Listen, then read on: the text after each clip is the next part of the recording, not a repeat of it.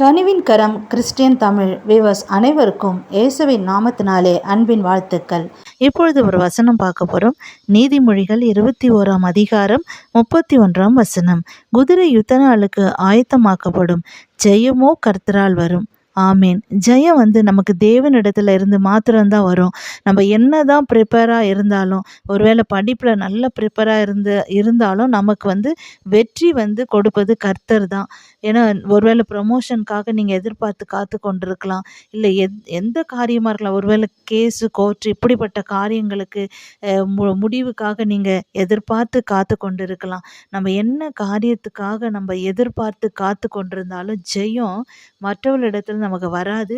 ஒருவேளை அவர்கள் மூலயமா நமக்கு ஏதாவது ஒரு நன்மை கிடைக்கும், அவர்கள் மூலயமா ஒரு ஜெயம் கிடைக்கும் நம்ம நினைச்சாலும் அது கிடையவே கிடையாது. நமக்கு ஜெயம் கர்த்தரிடத்துல மாத்திரம்தான் வரப்போகுது.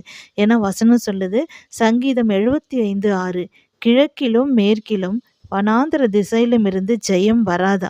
எந்த மனுஷனை நம்பினாலும் நமக்கு ஜெயம் வரப்போறதில்ல.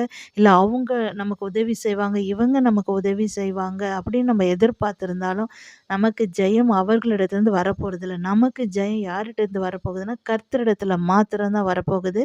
1 யோவான் 5ஆம் அதிகாரம் 4ஆம் வசனத்தில், தேவனால் பிறப்பதெல்லாம் உலகத்தை ஜெயிக்கும், நம்முடைய விசுவாசமே உலகத்தை ஜெயிக்கிற ஜெயம்.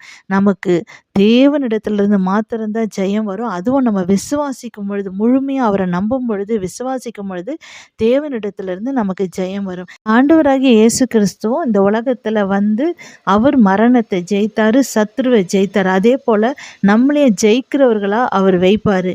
ஏன்னா யாரிடத்துலேருந்தும் நமக்கு எந்த ஒரு காரியத்துக்காகவும் ஜெயமும் உதவியும் வராது. தேவனிடத்தில் மாத்திரம்தான் நமக்கு நம்ம எதிர்பார்க்கிற காரியத்துக்கு ஜெயமும் வெற்றியும் வரும். நம்ம எவ்வளவுதான் ஆயத்தமாக இருந்தாலும் நமக்கு ஜெயத்தை நிர்ணயிப்பது கர்த்தர் தான். ஆகவே எந்த மனிதர்களையும் நீங்கள் நம்பாமல் தேவன் பேரில் முழுமையான நம்பிக்கையை நீங்கள் வைங்க. எந்த ஒரு மனுஷரும் நமக்கு எந்த விதத்திலும் உதவி செய்யவே மாட்டாங்க.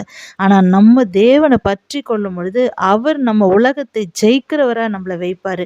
ஏன்னா அவர் ஜெயித்தவராக இருக்கிறப்ப, அவர் யெகோவா நிசியாக இருக்கிறபடினால நம்மளையும் அவர் ஜெயிக்க வைப்பார். அதனால நீங்கள் தேவனை விசுவாசிக்கும் பொழுது நீங்கள் உலகத்தை ஜெயிக்கிறவர்களை கர்த்தர் உங்களை வைத்து உங்களை ஆசீர்வதித்து வழிநடத்துவார். தொடர்ந்து சேனலை சப்போர்ட் பண்ணுங்கள், லைக் பண்ணுங்கள், சப்ஸ்கிரைப் பண்ணுங்கள், மறக்காமல் பெல் பட்டனை கிளிக் பண்ணுங்கள். தொடர்ந்து சேனலை பாருங்கள். God bless you.